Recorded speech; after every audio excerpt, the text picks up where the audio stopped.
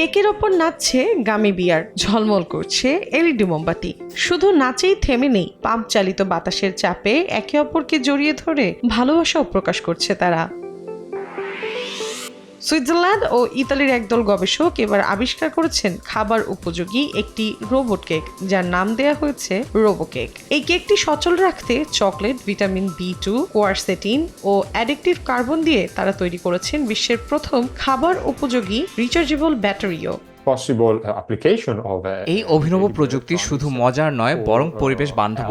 আশা করছি ভবিষ্যতে এই প্রযুক্তি ব্যবহার করে স্মার্ট পিল তৈরি করা যাবে, যা হজম প্রক্রিয়া পর্যবেক্ষণে সহায়তার পাশাপাশি পরিবেশগত তথ্য সংগ্রহ করতে পারবে।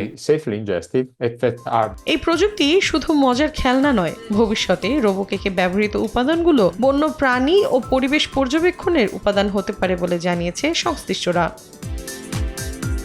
মৌসুমী সাথী, সময় সংবাদ।